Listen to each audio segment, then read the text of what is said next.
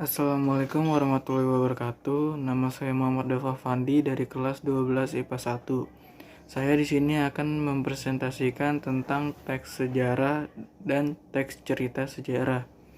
Saya memilih judul buku yang berjudul Bumi Manusia.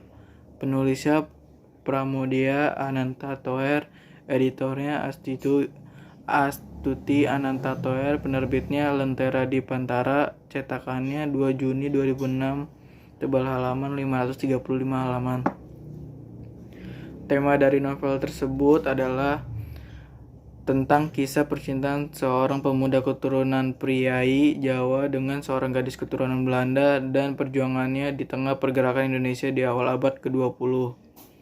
Tokoh-tokohnya yaitu Iqbal Ramadan sebagai Mingke, Mawar Eva Dejo sebagai Annelies Melema, Saine Febrianti sebagai Ontosoro, Amanda Kairunisa sebagai Sanika Muda, Giorgino Abraham sebagai Robert, Brian Domani sebagai Janda Pesta, Jerome Kurnia sebagai Robert Sunov.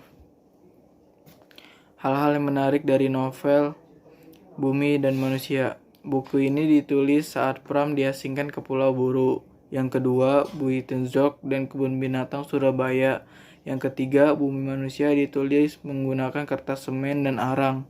Yang keempat, Mingka adalah tokoh nyata. Yang kelima, Bumi Manusia dilarang beredar oleh Kejaksaan Agung pada tahun 1981. Yang keenam, diterjemahkan ke dalam 33 bahasa.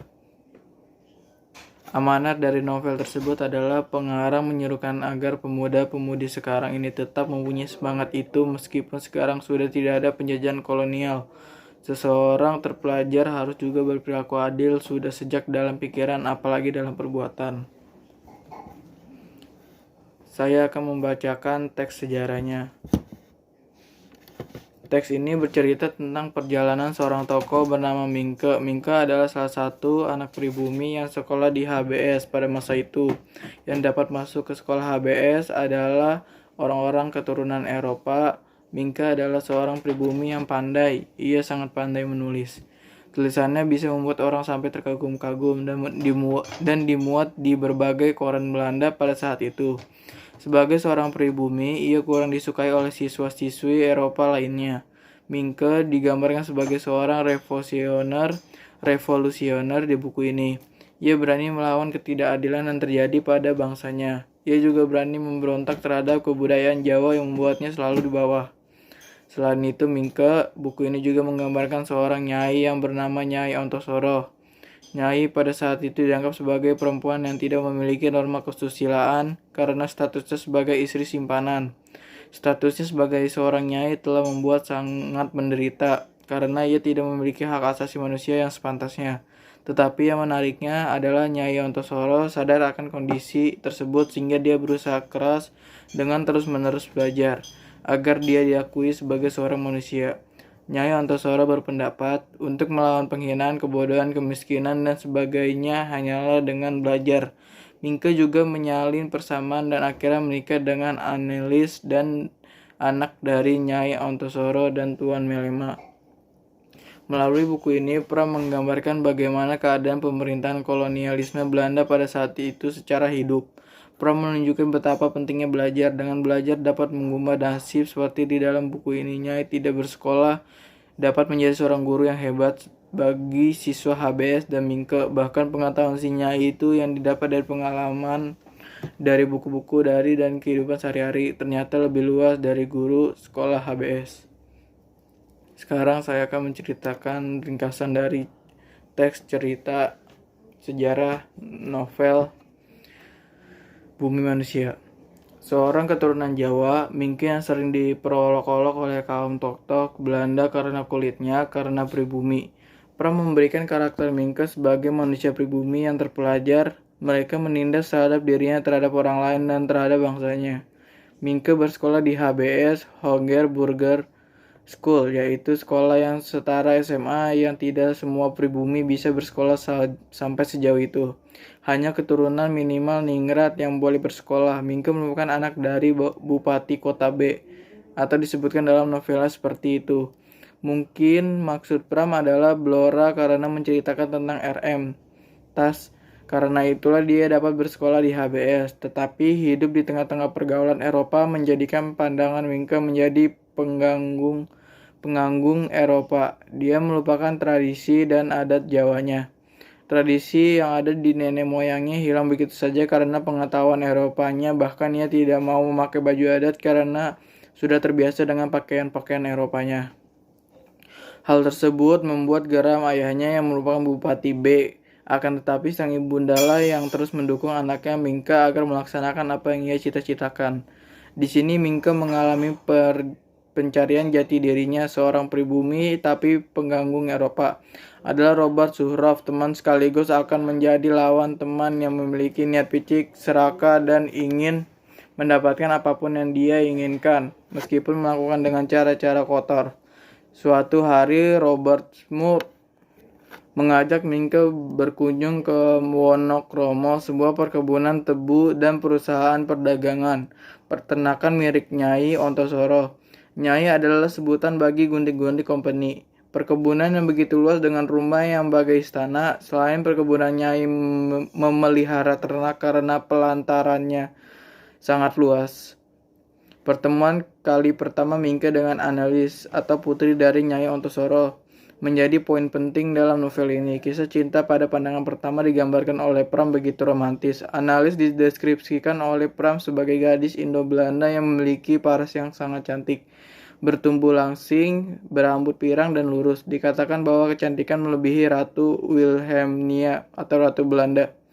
Mungkin akan membuat pembacanya lebih jatuh cinta pada sosok Annelies. Walaupun taraf pendidikan Annelies tidak sampai HBS, akan tetapi ia memiliki pesona luar biasa lainnya, yaitu di usianya yang masih dikatakan belia, dia mampu mengurusi perkebunan dan peternakan dan membantu ibunya menjalankan perusahaan karena ayahnya memang kelakuannya berubah 180 derajat, yang dikatakan akibat pengaruh hobi pelesiran dan mabuk-mabukan pada saat itu. Semenjak pertemuan pertama Minke dan Annelies, sekiranya telah menimbulkan benih cinta di keduanya. Minke yang terpandang terpelajar dan pintar dalam bahasa Belanda serta Prancis membuat Nyai Ontosoro kagum dan tak ragu menyetujui jika mereka berhubungan. Namun masalah lain timbul. Robert Suhrov yang ternyata temannya memang mengincar Annelies sejak lama. Robert berteman lama dengan kakak kandung Annelies. Robert Melema tentunya Suhrov memandang Annelies sebagai nafsu. Berbagai siasat ditempuh Suhrov untuk menjauhkan Minke dari Annelies. Suatu hari Annelies jatuh sakit karena memikirkan sang pangerannya Minke.